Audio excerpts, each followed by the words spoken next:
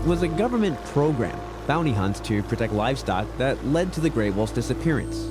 Now, another government program looks to protect them. Ranchers worry about the risk to livestock, but environmentalists say wolves are necessary for a balanced ecosystem.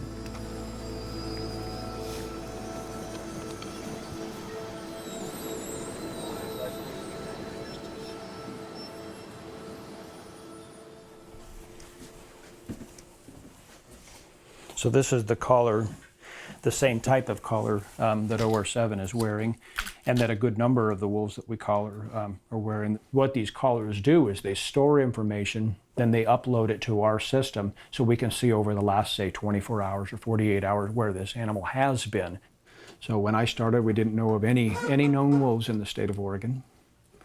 And now we have a number of packs and clearly an established and expanding population. And because the wolves are a secretive carnivore, the collars and the data that we get from those collars really becomes very important.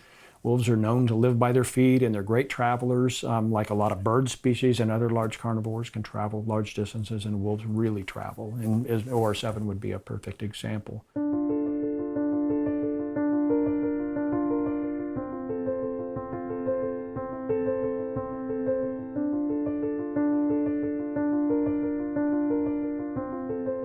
OR7, this is where he spent his youth. The Imnaha Pack has an area of about 1,200 square miles that they claim as their range.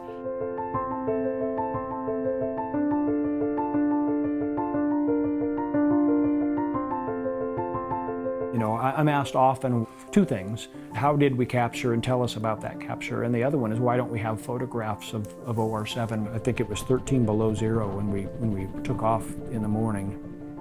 I couldn't operate the camera. I was just too cold.